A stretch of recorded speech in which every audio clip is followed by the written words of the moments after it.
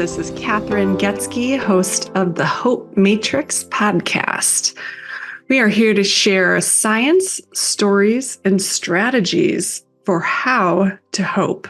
I'm the Chief Hope Officer of the Shine Hope Company, and Shine is the mnemonic for how we teach hope. So when we talk about hope, we talk about how we use stress skills, happiness habits, inspired actions, nourishing networks, and eliminating challenges, which are our thinking patterns that get in the way of our ability to hope. Hope is a skill. You can measure hope, you can teach hope, and you can start practicing skills to activate higher hope in your life today.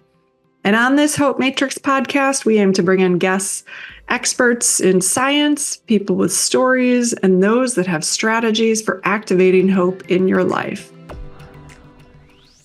Hello, everyone. This is Kathryn Goetzke, host of the Hope Matrix podcast. The show we're doing today, I'm excited because it's actually someone I've never met before right now, and I don't know much about him, which for me is super fun because we get to kind of explore and learn about each other and learn about the work that we're doing and experiences. So it's kind of a whole new journey for me, as it will be for you. So I am grateful today to welcome to the show Adam Meyers. How are you doing today, Adam?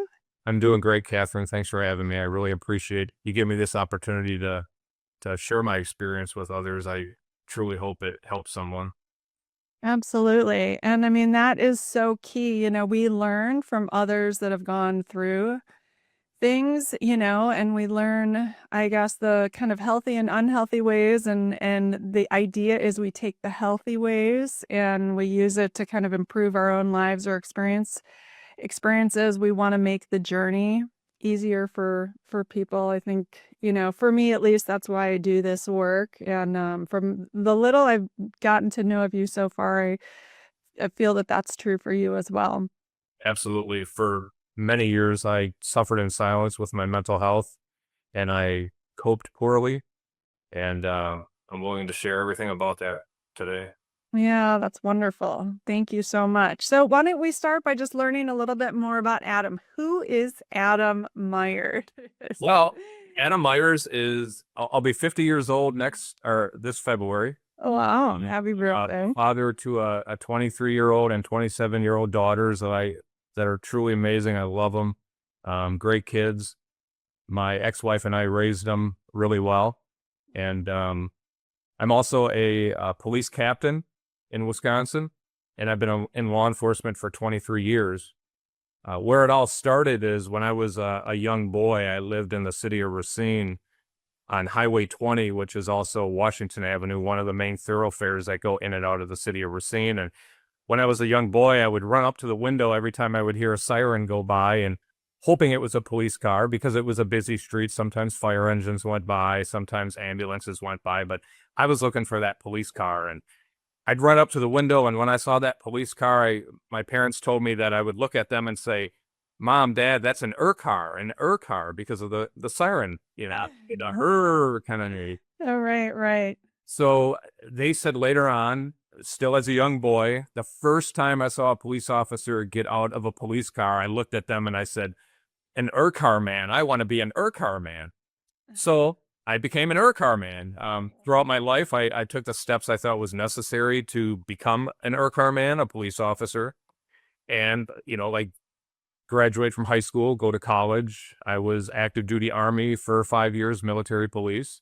And then after that, I had the great opportunity to be hired by the city of Racine, my hometown, where it all started, where I wanted to be an car man. So that was great. Get shows right now just thinking of that because it was kind of surreal. I remember after my training, I'm driving through the city, and sometimes you go by those big buildings that have mirrored windows, and I'm kind of looking at the mirrored windows, and I'm like, wow, that's me in a squad car. This is something I've dreamed of all my life. So it's a dream come true. So that's where it all started. Oh my gosh. Yeah, that's amazing. That is so cool. And too, I mean, hope, that's such a story of hope, right? We visualize something in our future, and then we actually take the steps necessary to get there. So that's really, really cool that you were able to do that. Right. And believe it or not, my parents didn't tell me this, but I struggled with some learning disabilities when I was in elementary school, middle school, high school, and some of the counselors told my parents, don't be surprised if Adam doesn't graduate. And they didn't tell me that, but I did. I graduated. I went to college. I graduated from college. I was the first Meyers in my family to graduate from college. So I just kind of, didn't believe what they thought of me and just kept going. So it's really good. That is, yeah, that is awesome. I know. And that's so important. And, one of my big missions is teaching professionals. Yeah. Well, one of the things we know, and I've, been really trying to work hard on with professionals is that the professionals' hope. So a doctor, a teacher, their hope for their students or patients is sometimes more predictive of the student or patient outcome than the student or patient's hope themselves. And so it's really important that as professionals, no matter what challenges a child or youth has, we have hope for their future and we continue to focus on possibilities. So I think it's amazing that for you, you were able to see a future that maybe they couldn't see for you and continue to pursue that. I think to me, it just shows to your strength and kind of resilience and perseverance as a youth, especially, with the challenges you had. So, and have had. So I think it's so important that we build our hope muscle in all people. And it's great that you kind of intuitively knew that really as a youth, seemingly. I agree. Absolutely. Yep. Yeah, that's awesome. And I'm so grateful to be talking to you today because, police officers have so many challenges and I can't, we've worked with some that have taught our programs to young kids, taught our hope programming for that go into schools or after school programs. And I just think about all of the challenges police officers face on a daily basis. And I think about, our first key that we teach on hope is our stress response and how we use stress skills to manage that. And within the police force, you all are constantly getting triggered high stress situations. And I mean, I'm grateful to be able to talk to you and to get into that, to how you really even navigate that. But before we go there, so let's go a little bit more into your story. Into what kind of challenges you ran into and to what age as you got older and because right now you're doing mental health advocacy, so I'm guessing that there's a story there.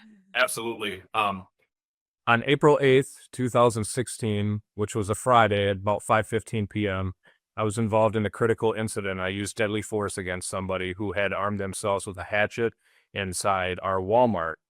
Now, the call came out, and it wasn't very emergent. I was literally sitting at the police department typing up a retail theft report, and they dispatched me to our Walmart. And the call initially came out as there was a person refusing to leave. Later on, we found out that this person also experienced mental health issues, and they were at Walmart with two of their chaperones. And she was out on a good behavior pass. They had gone to a fast food restaurant, then they went to Walmart and shopped around. Well, the chaperones told her it was time to leave, and she refused to leave, and she started walking back to the sporting goods section, where she removed a hatchet from the packaging and then started threatening customers and walking around the store and damaging merchandise. So as I was responding, they kept one of the chaperones on the 911 call, and they were constantly giving me updates as to what was going on. And while I was responding, the call became more and more emergent. I started by just driving over there regularly to turning on my lights and sirens and getting there pretty quickly. I remember responding and arriving at the main entry door and going inside and not knowing where this person was. And dispatch said that the last I heard was that she was walking towards the front of the store.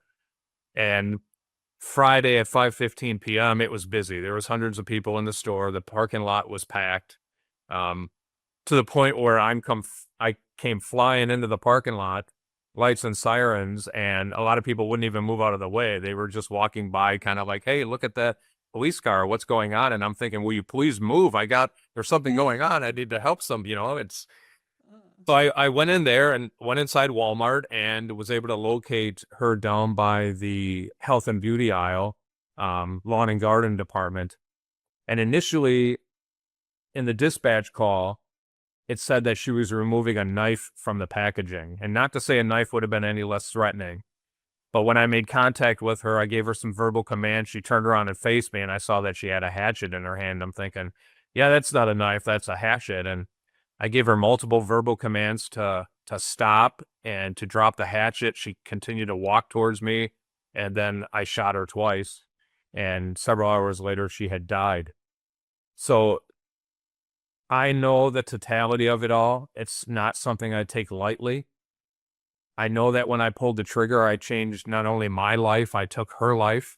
I changed so many people's lives inside Walmart. And yeah, sorry. It's still even sharing my story like this is triggering. Yeah, But absolutely. I know I did the right thing, and I don't regret what I did, and I don't second guess myself. Given the same circumstances, I would do it again. And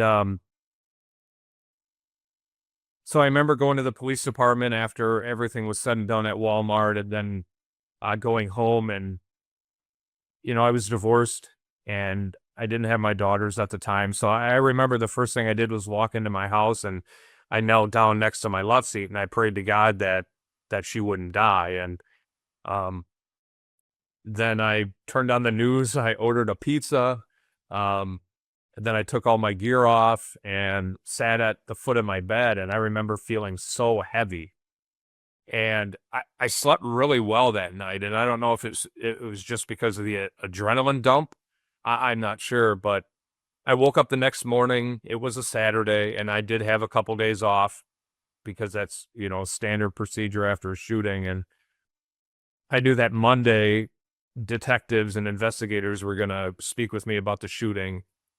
So I woke up Saturday morning and I wanted to just have some kind of sense of normalcy. I wanted to go get my hair cut. I wanted to go pick up my kids from my ex-wife's house. And I walked out the front door and jumped in my car and looked at my cell phone, and it was my chief calling me. And now my chief was at the shooting and talked to me and made sure I was okay and everything like that. But he called me and basically, hey, how you doing? I'm doing okay. And he asked me when I could go in and speak with him. And I said, well, I'm going to go get my haircut first and go get my kids. And I don't know why I told my chief that, but I did. And he said, well, what time can you come in? And I said, maybe 10:30. And he said, well, I didn't want to do this over the telephone, but I want to let you know that she died. And the reason why he did that was because he didn't want me to find out through social media. He didn't want me to find out on the news. But I remember just sitting in my car after that conversation thinking, what next? This changes everything. I killed somebody. Now what's going to happen? And, I went and got my haircut. The person I got my haircut with, I had been going for years, and it was kind of just a quiet moment. We didn't talk much. She knew that what had happened to me, everybody did. It was all over the news. And I went and saw my chief, and he talked to me, asked me how I was doing, and also said that he's going to release my police department photograph to the media. And I was thinking about a million things, but the one thing I was worried about was this picture being released, because I call it my fat picture. I kind of had the turkey neck. I was heavy set, and I'm like, no way, I don't want that out on the internet. And I remember even asking him, is there a way that you can just give me an hour to kind of edit it and make myself look a little skinnier, And he said, no, we're not going to do that. And then he released it. But the rest of the weekend was just a blur. After meeting with the chief, I don't remember the rest of Saturday. I don't remember Sunday. I remember going into the sheriff's office and being interviewed on Monday. But that Saturday afternoon and Sunday was just a complete blur. And I've tried to think about what I did and where I went and what was going on, but it's just not up there. And it's just part of the trauma. Yeah. When we're in shock, for sure. Yeah. Yeah. You can lose major periods of time because our brain is in that fight or flight mode, Right. Exactly. Mm-hmm. So I had that interview with the sheriff's office and the investigators, and I remember waiting in the lobby, and I was worried because I heard there was no video footage of the shooting, and I thought, well, that doesn't make sense because Walmart has cameras everywhere. I didn't have a body camera, and the second officer that responded to help me, he did. We just didn't have them in every squad car, and so I'm thinking, what if I'm interviewed and I watch the videos and it's not what I remember? What if I did something wrong? And I remember an investigator, I perceived it as being kind of sarcastic or snotty, maybe. And it wasn't. It was just my perception. But he goes, "Oh, we have footage." And I'm thinking, what does that mean? So that really amped up my anxiety and my stress. And we went up and started listening to the 911 call, and we started listening to and watching the video. And it was exactly how I remember. There was a lot that I don't remember. I watched myself on video shoot her, but there was a lot I don't remember. And it's been almost 9 years and I still don't remember certain things. There were many witnesses that saw the shooting happen, and all of them said that the last thing she did was raise the hatchet above her head and lunge at me. I don't remember that. The last thing I remember is she was walking towards me with the hatchet in her hand, and she was making this figure eight kind of swooping motion. But I don't remember her lunging and putting the hatchet above her head. But that's what everybody said. And I'm not a psychologist, obviously, but I guess that's part of your brain protecting you from that trauma, which is good because I don't have nightmares of that. But it's interesting how much you don't remember. And it's so important to attend training that you're scheduled to go to, because I watched myself on video do what I was trained to do, but a lot of it I don't remember. And I'm like, yeah, that's me, but I don't remember doing that. But that's what I was trained to do. So, if you have to work third shift or you have to change your schedule up, and you're married and you have kids and you got to move everything around to go to training, and you're kind of like, I don't want to go to this.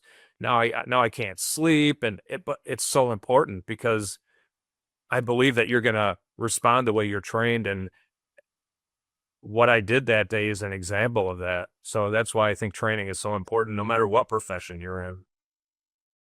Yeah, absolutely. Yeah, emergency training. I mean, because when we do go into fight or flight, we're not accessing necessarily our critical thinking. And, we teach kids this. When you're triggered by things and you have adrenaline and cortisol and norepinephrine, you can't access necessarily your critical thinking. So you go into this automatic kind of response. And that's why it's so challenging for police to stay present and grounded and thinking clearly when there's all of this. And I think a lot of people don't realize that, how much the physiological standpoint is happening in the body when we're faced with these very terrifying situations and circumstances that are really life altering. Right. And I was focused. I didn't have tunnel vision. I remember a million things going on in my head, like, oh my God, she's not stopping. She's not listening to me. And I knew right then, this is it. I'm pulling the trigger. And I did. And I remember the gunshots being so loud. I remember it was almost like a broken speaker. They were just so loud. And then my hearing kind of came back to me. And the only way that I can explain it is, and hopefully you can hear this as well as I can on my end, but it sounded kind of like shh, and then everything came back and was even more crystal clear. And it's just, it was a tragic incident. But there's just so many things going on when you go through something like that. Yeah, absolutely. So let's talk about how you navigated it. So how from that day on, I mean, how did you, when we look at the SHINE framework and how we teach hope, and first of all, how did you, the stress skills, the S and the SHINE is around stress skills. So how we identify and manage our stress response. So, And that's really looking at how do we deal with the sadness, the anger, the fear, all of that after that happening. So what did you do to navigate? Well, I was brought back to the police department. I was sitting in a conference room, and almost immediately I knew that I did the right thing.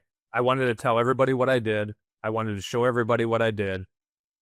And I also knew that once I got through it all, I was going to share my experience with others. Now, I didn't know it was going to take years, and I didn't know that I was going to cope poorly and ultimately be terminated. But I knew that I was going to be okay. I wanted to go back to work right away, but there's a standard procedure that you have off. You have to be investigated. And I have to make sure you did the right thing. But I wanted to go back to work right away, and I knew I did the right thing. I didn't have any doubt in my mind that I wasn't going to go back to work. I'm wearing this tactical vest with the patch. I talk about how anxiety, depression, and stress right here, and I had a lot of that, and some of the ways that I coped with that was poorly coping. I mean, I spoke with a counselor right after, and it was great. It was really helpful. But I remember the first couple times I went there, I'm venting, I'm talking about it. It's really helpful, and then I leave, and I'm thinking, you know what? She doesn't get it. What a waste of time. I'm not doing this anymore. So I wouldn't go for a couple weeks and then go back for a month and then not go for 3 months and then get a letter in the mail saying, please come back. You missed your appointments. And I'm thinking, I can take care of this myself. I don't need any help. I was wrong. I needed help. I needed everybody's help. I couldn't do it by myself. And I don't think anybody can. But even through all that, I had hope that I was going to get better one way or another. If it was through my poor coping or if it was going back to counseling and getting on medicine. And I do go to counseling and I do see a therapist. I see a therapist every week. This patch says I see a therapist. I see a therapist every week. At 5 p.m., I'm sitting on the couch talking to my therapist. And I absolutely love her. She's great. She's helpful. I've learned so much about myself. I'm healthier now than I've ever been. And that's one of the only reasons why I can be sitting here speaking with you and sharing this experience. Otherwise, I would still be, depressed and poorly coping. And, I also take medicine, and I have a bottle right here. This is Lexapro 20 milligrams. I take Lexapro 20 milligrams. I wake up in the morning, I go to the bathroom, I pop a pill, I take a multivitamin. Not sure how to help you with that. And then I keep going, and it's helpful. And it works for me. It helped me cope. It helped me get healthier. But through all that, people say, oh, you were resilient, you made it through. I had hope. I had hope that I was going to get better. And I think that's what kept me going, even through the very dark times, because I had a lot of dark times. I remember going to bed praying to God that I wouldn't wake up. I was just, please, God, don't let me wake up. Or do you have a fast forward button that I can just go through all this and just fast forward through all this so I can get better? So what was that about? What was the sadness or? That I took somebody's life, that I killed somebody, even though I knew I did the right thing. She was 25 years old at the time, and she had a 16-year-old daughter. And I know when I pulled the trigger that her daughter's never going to see her mom again. She's never going to see her daughter again. Her mom is never going to see her daughter again because I killed her. And I know I did the right thing, but it doesn't make it easier. So I think internally it was just destroying me. And I was trying to cope poorly. I mean, my coping strategies were, alcohol, casual sex, and drugs. And when I talk about alcohol, I abused alcohol. I just didn't have a glass of wine or 2 or 4 or 6 glasses or a handful of shots of something. I would grab a glass of wine similar to this, and I would add NyQuil. I would add, other allergy medicines. I would make my own cocktail. There was one time I reached into the medicine cabinet and took my daughter's prescription medicine for a cough she had, and it had codeine. And that was great because it made me feel all warm and fuzzy and comfy, and I just slept the day away. I have a bottle of vodka here. It's 750 milliliters, and I would easily drink this in 30 minutes and be blackout drunk that I would just sleep the day away. And on top of taking the medicine that I was on, I could have died, but I didn't care. I was just trying to numb it, make myself feel good. And that's one of the reasons why I coped poorly with casual sex. I would meet women online strictly for that. And I remember there was one time I was laying in bed with a woman, and we just got done having sex. And, sex is supposed to be, in my eyes, fun, exciting, playful. But I remember laying there thinking, what are you doing, Adam? I just didn't like myself anymore. And that quick fix of alcohol or sex didn't fix anything. It caused me more stress, more anxiety, more depression. I was always worried, am I going to get somebody pregnant? What if I get an STD? And then I mentioned drugs. It was marijuana. I prided myself in never doing drugs in my entire life, not even marijuana. And people didn't even believe me when I said, no, I've never tried marijuana. But after my shooting, I didn't care. I was looking for the next thing to numb the pain, numb my feelings, give me that quick fix. And I tried a marijuana gummy. I smoked on a bowl. But at the time, I was so intoxicated that I don't even remember being high. I just didn't care. And, there's still a lot of shame that comes with that, and guilt, because I was surviving, but that just wasn't me. I mean, it's not me today. After going through therapy and getting healthier, I learned how to not cope that way and cope in positive ways. But I mean, it was definitely a journey, and not one I wish on anyone, because one of the things I'll talk about and then stop talking, because I know I'm talking a lot right now, No. is suicide. That's the real deal. You can't come back from that. And I easily put my gun to my head a dozen times. And this is a simulated plastic gun of my duty weapon. What I would do when I was intoxicated is I would remove the magazine, rack the slide, take the round out, the bullet out, and then I would put it to my temple and pull the trigger, because I just wanted to hear that metallic click. I never thought about dying by suicide. I never thought, today's the day I want to die. I may have felt that way, but I don't know why I did that. And a lot of people said, well, maybe you were kind of planning to do it. I don't know. It's not responsible. It's horrible. I mean, I very well could have accidentally died by suicide if I was so intoxicated that I forgot to remove the bullet. People probably would have found me and said, well, Adam was depressed. He killed somebody. We get it. It's so sad. But I never thought that I truly wanted to die. But I don't have a reason of why I did that.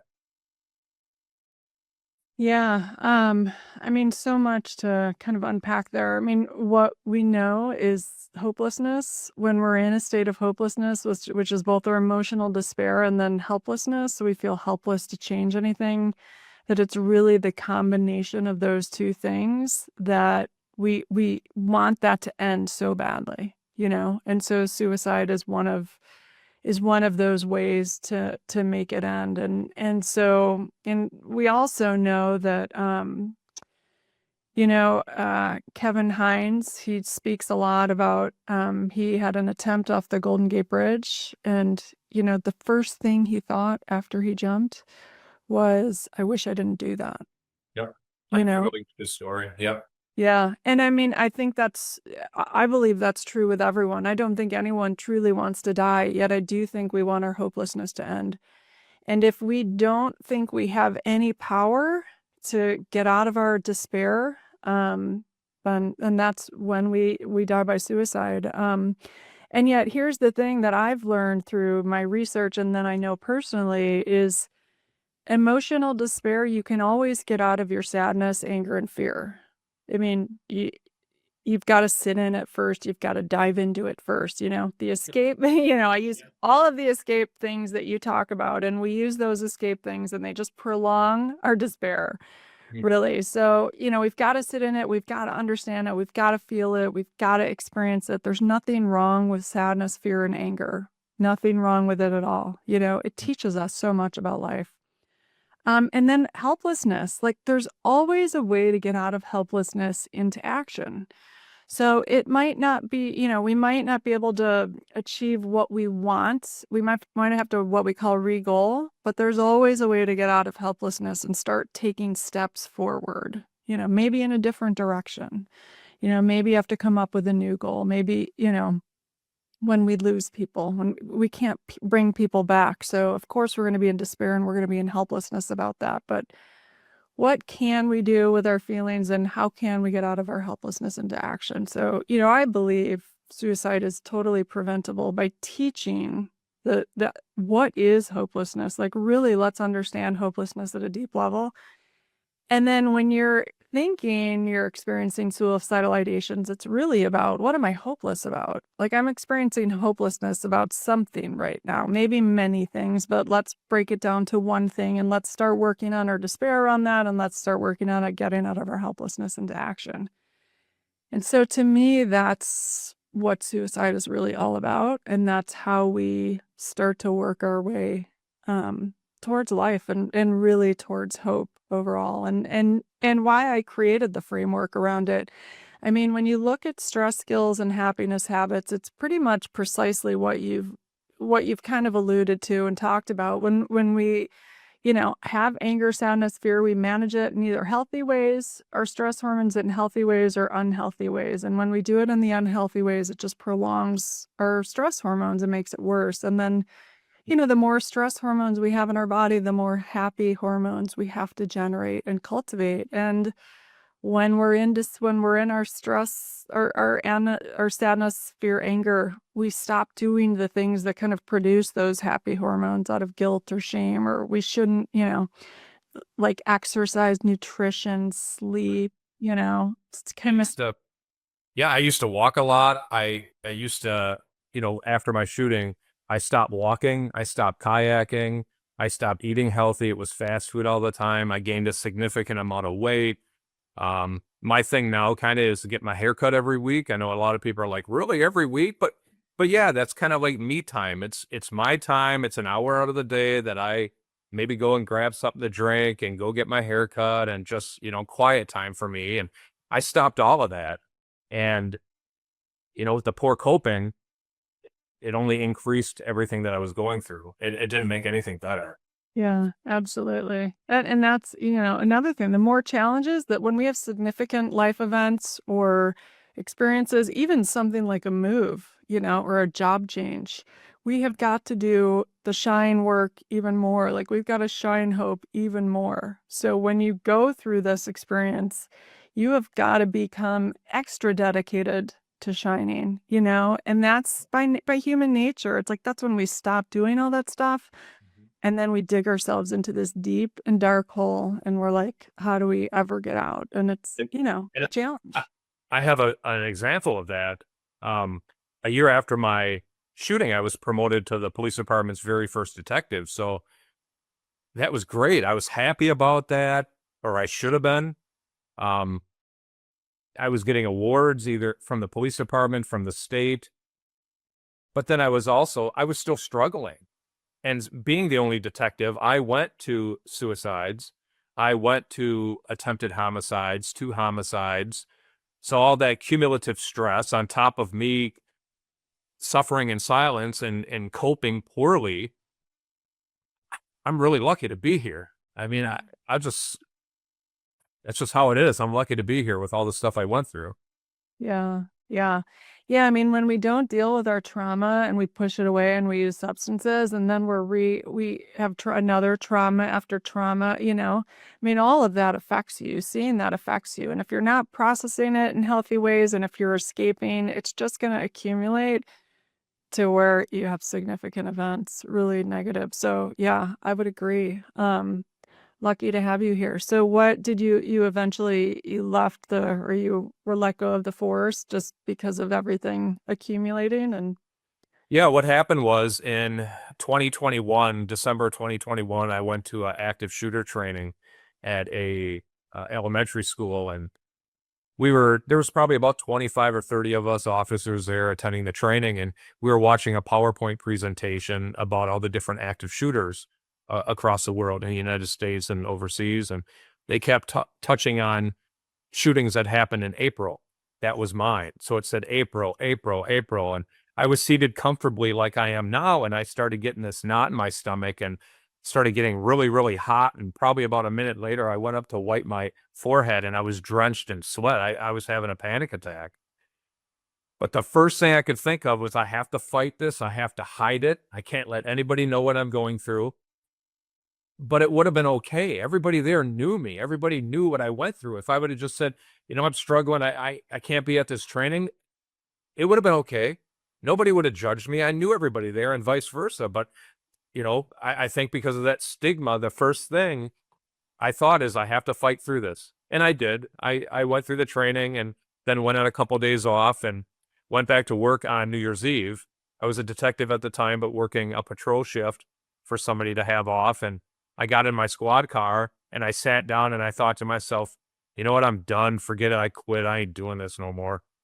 And I don't think it was that I wanted to quit being a police officer. I think that was just a time to quit poorly coping.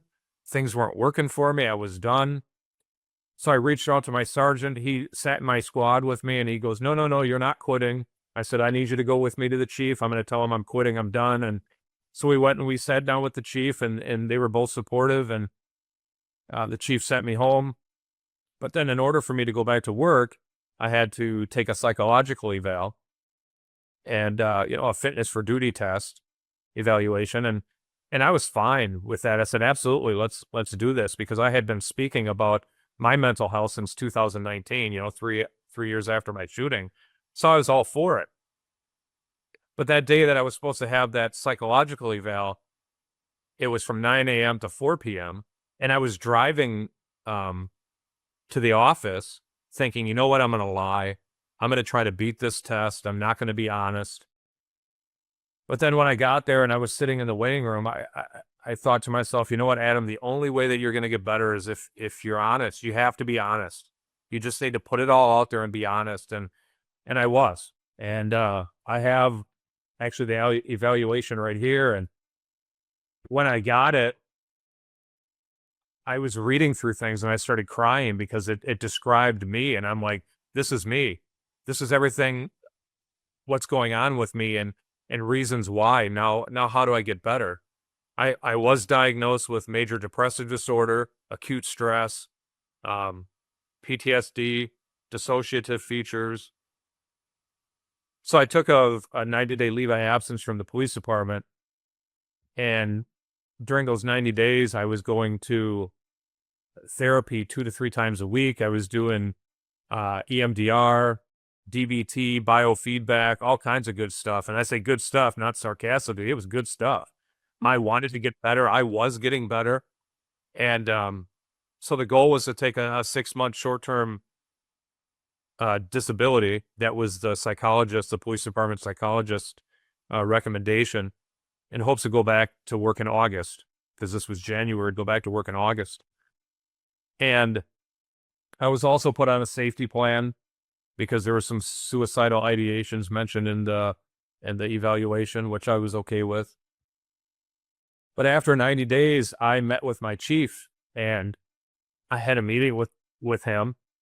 And this wasn't the same chief that was with me during my shooting and years after. That chief was great. He completely supported me. And this was a new chief. And I liked the guy. I respected him. And I went in and met with him. And he told me, we're not extending your leave of absence. You can either resign or you're going to be terminated. And he literally had a resignation letter and a termination letter. And I thought to myself, this is work related. I've been here for 14 years. What am I going to do? And I thought about it and I said, I'm not quitting. And then I was terminated. and they walked me out of the police department.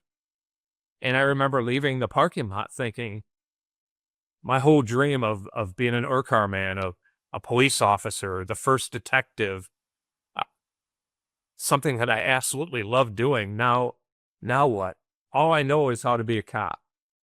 And I don't know the answer to this, but what if I would have went home and killed myself? Nobody followed up with me. Everybody knew I loved being a cop. Everybody. From my family to my friends to probably even complete strangers when they met me. I love that. And now it's over for something that happened at work. And I just can't, I couldn't wrap my head around it. And so I was terminated, and I went home, and I was communicating with my sister, Amy, and she told me, why don't you move down here? And it was down here is 3.5 hours away. And I'm like, well, I don't have much money. And she said, Adam, all you have to do is get down here and we'll take care of the rest. So I did. I moved away and moved in with my sister in her basement. We always joke that I didn't move in with my parents in their basement. Good old sister. Right. I absolutely love her. She is great. She's always been a good sister. And I really needed her that time, and she was really helpful. And at the time I wasn't on medicine anymore. I wasn't seeing a therapist, and I thought I was doing okay, but she secretively and behind my back, which I'm grateful for, she was researching counselors for me. I was struggling. I was still on unemployment. I didn't receive any kind of disability pay. My credit was horrible. I stopped paying bills for months because I just didn't have the money anymore. And she was able to find a counselor that I see now, like I said earlier, every Monday. And I'm very grateful for her because, during that year, I took care of myself. I put myself first, and that's what I needed. And if I wouldn't have done that, I wouldn't be a police officer now. I was able to get hired on a police department again. And after about a year of therapy, I was thinking, you know what? I still love being a cop, and I still have a lot left in the tank. I have a lot of training and a lot of experience, especially when it comes to my critical incident that most police officers don't have, where they actually shoot somebody and kill somebody. So I started applying at, excuse me, I started applying at police departments, and there was a 2-week period that 3 police departments offered me conditional offers of employment, and I had to pick one. And there were 3 agencies in 3 separate counties, and I'm like, oh my gosh, people want me. And I interviewed and everything like that, and I chose where I work now. And shortly after getting hired, I got promoted to captain. So I'm second in command of the police department. My chief supports me. Chief Sean McGee, he supports me. He's great. We have a therapy dog. We have a lake patrol, which is great for me. Chief and I were out on the boat one day, and he said, hey, I know that you speak about your mental health. I encourage that. I support you. And if you want to wear your uniform, go ahead and do it. And I'm like, wow, I probably won't, but I couldn't believe that. This is great. But I wouldn't be here today if I didn't finally put myself first and take care of myself. Because, at the time, I didn't know if I wanted to be a cop anymore. With everything I went through, I was looking at maybe going back to college. But then once I got healthier, I thought, yeah, I still do. I love doing what I do. I love being a cop, and I want to do it. Keep doing it. And I'm doing it today. So. Wow, that is quite the story. Yeah, that is amazing. And yeah, so important. So many police across the country are struggling so much. We know that to be true. We know suicides are high in the profession, and it is so important that they feel, okay about getting support, getting help. I mean, seeing therapists. I mean, it's, The department I worked for, where my shooting happened, we actually had a part-time police officer die by suicide before my shooting. he worked 2 jobs and he was supposed to show up to his other job and he didn't show up, and that police department went and looked for him and found him deceased. So he died by suicide, and it it's the real deal. You can't come back from that, and that's why I try to share my experience with as many people as want to listen, because of what I went through, and hopes that it helps them and, reaches people who may know somebody that's going through it. Please reach out to them and just let them know you're there and want to help them and be there with them. And because that could mean everything. You could be that light in their darkness. Because with my experience, it was dark for a very long time. Mm-hmm. Yeah. Wow. Yeah, I mean, you talk about the I inner shine as the inspired actions, and you've talked to what you did to get support, get help, start to getting better. And then, like you said, taking that time.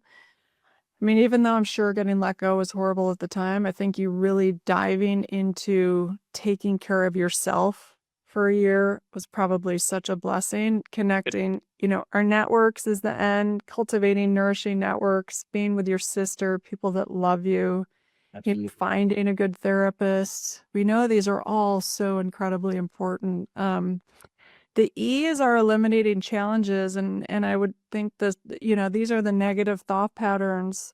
And I would guess that rumination for you, like ruminating over what you went through. I mean, I know that's with PTSD, I experienced a lot of that. What do you have, like, what have you done that's helped you navigate rumination? Well, I have an example. When I was at the police department, I received hate mail. And this is a picture, or this is a copy of a piece of hate mail that I received. And do you mind if I read it real quick? No. Okay. So it was mailed to me without a return address, without a signature. And it just says, "Hey, to the murderer cop, what the hell is your big, strong, armed, trained, macho man bastard serving the community, policeman shooting and murdering a 25-year-old young lady in a Walmart store? You SOB murderous cop, I hope a drunk driver shoots you." And the chief received this, and I am an emotional guy, and I do dwell on things. And he would tell me, "We are receiving hate mail. I'm not going to let you read it because I know how you are. You're going to read it and you're going to dwell on it and you're going to, um, won't be able to get out of your head." And I was grateful for that. I don't think I read that until maybe 4 years after my shooting, 3 or 4 years after. What I do now is I got back to doing what I enjoy doing and doing healthy things. Like after you and I speak, I'll probably go for a walk. Even though it's very cold out, that helps me. It helps me get out of my head. It helps me calm any kind of triggering that I've had by sharing my experience. I eat healthy. I've been able to lose like 35 pounds. I do things that I know are good for me. And it took me many years to kind of establish those boundaries, but I know what they are now. And I also know what works for me and what doesn't work for me. And, even if I'm triggered by certain things, I might not understand why, but I recognize that I am. So I go to, instead of ordering a pizza, because that was my biggest go-to when I was stressed, I'll make a salad. I'll go to Subway and get a veggie delight, something healthy instead of fast food. So I just stick to what works for me, and being healthy and thinking positive, or reaching out to people I know love me and care about me. Hey, I'm struggling, or I'm thinking about that. Just want to chat a little bit. And, to have that support structure, that's helpful. And that's what helps me keep going. Yeah. Yeah, I mean, getting out of that ruminating and that negative thought and what people say and all of that is so critical, and to get back into the present moment. One of the easiest ways to do that is to engage your senses. So your sense of smell or touch or taste, or listen to music, or like you said, go for a walk, or, and really get presence, because when we're present, we're not in our head. We're not thinking those things. Yeah. My grandma taught me to change the channel too. Like if your brain starts thinking that you're in bed, change the channel, watch a different station. Like it's not serving you, how can you? And I think that's, really important, especially when you've been through trauma, to learn techniques and skills to do that. EMDR is, it's amazing for. EMDR is great. EMDR is absolutely great. I learned so much. There was a common theme with me that I learned from EMDR, that I was always thinking I'm not good enough. And I guess I just don't sit around and think that, but I guess that's kind of a common theme since my shooting, because for years I prided myself with not using force. I've never even pepper sprayed anybody. I've never used my baton on anybody. But then on this day, I had to shoot somebody. So I guess internally, or whatever you would call it, I thought, hey, I wasn't good enough. Otherwise, I wouldn't have had to shoot her. But I was good enough because I showed up. I did what was necessary. But EMDR helped me learn that. And I continue to do that. And we're processing through other parts of my shooting right now. It's great. It's great for me. It works for me. And yeah. Yeah, that's amazing. Well, thank you so much for your vulnerability, your willingness to share the work you're doing. I think it's so important, especially in the police force, for people to talk about experiences, share, find ways to get support, feel comfortable doing so. It just it's just critical. It's just really critical. So I'm really grateful. Is there anything else that you would like people to know or that you want to share? And then we can find out how can people learn about you and get in touch with you if they're so inspired to do so, if you I want. would just like to say that it's okay to talk about your mental health. You're not alone. Please don't suffer in silence. There's so many resources out there. If you're going through something, even if you don't understand what it is, please reach out to somebody. Even if reaching out says, hey, I feel off. I don't know what I'm going through, but I know something's not right. I need help. Please do that. There's so many people out there that love you, that care about you, even complete strangers. I met strangers that were praying for me and hoping that I was doing better. So please do that. And if you know somebody who's struggling, please reach out to them. We're on our phones all the time, and there's so many with technology. There's so many ways to reach people. You can text somebody, email them. Well, it takes 10 seconds to send a text that says, hey, I'm thinking about you. Do you need help? I love you. I'm here for you. That means everything. Even if the person doesn't acknowledge that it does, it does. Because there are many times that people did that to me and I didn't respond. But I recognize that they were there for me, and that's important. So please do that. Yeah, amazing. Yep, so incredibly important. And yeah, we don't, when we're in that pit of darkness, we push people away and we act like we don't want to hear from it or talk to anyone. And yet, we as humans, we do. And so that, as you say, those touch points absolutely do matter. They're important. They're meaningful. Yeah. So thank you. That's wonderful. Well, thank you so much for joining, Adam, and for sharing your story, and again, being vulnerable and talking about a population again that just, gets so highly criticized for so much and is also under so much stress all the time. I think as just the public, we forget to recognize that. And it's so important to have compassion and understanding and, together. So I appreciate you joining today and sharing your story and also doing the work, doing the work internally to become a better, wiser human. I mean, not everyone is on the path of the evolution. So, yeah, I've learned a lot from listening to you today and chatting, and grateful for the work you do. Thank you. I appreciate that. Yeah, absolutely. And thank you to all the listeners for listening in. And please, if you have enjoyed this or learned something, please do be sure to share this. And, again, if folks in the police force, encourage them. It's okay to seek support, to get help. We want to normalize the conversation of therapy. I think doesn't mean something's wrong with you. It means you're pretty smart, and, it's like a mind coach. I think it's a really, really good thing. We've got to learn how to understand our emotions and manage them in healthier ways. We have a society that's very much built on the destructive ways, to deal with things. And yet it's so important. We can grow so much as humans when we dive in and learn how to manage life on life's terms. So yeah, thank you for listening in. And again, please do share. So thanks so much. And remember, no matter what life brings, you have to keep shining hope. The more challenges you have, the more you have to shine. So, and you're worth it. So thanks a bunch. So thank you all for listening in to the Hope Matrix podcast. We want to shine a light that hope is teachable, hope is measurable and teachable, and provide you with actionable insights for how you can start activating hope in your life today, and provide a framework so you can start talking about hope with other people and practice these skills together, because we are better with hope. Please feel free to check out theshinehopecompany.com, where we list all of our resources around how to hope.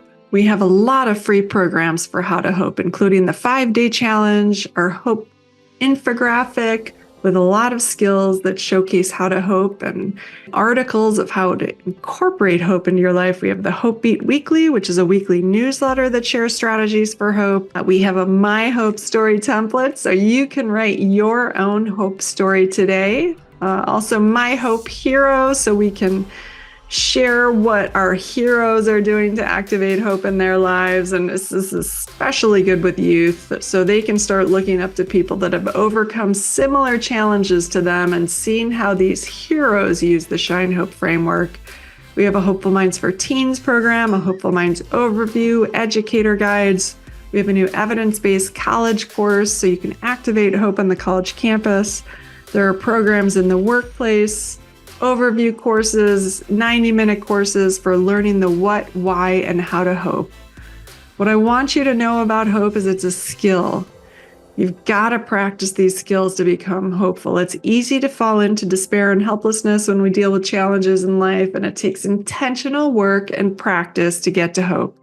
And yet it is always possible. So no matter what life brings, keep shining hope. Thanks so much for listening in. Have an awesome day. And of course, I've got to add that this program is designed to assist you in learning about hope. It should not be used for medical advice, counseling, or other health-related services. I, Fred, the Shine Hope Company, and myself, Kathryn Goetzke, do not endorse or provide any medical advice, diagnosis, or treatment. I am not a medical doctor. The information provided here should not be used for the diagnosis or treatment of any medical condition, and cannot be substituted for the advice of physicians, licensed professionals, or therapists who are familiar with your specific situation. Consult a licensed medical profession or call 911 if you are in need of immediate assistance.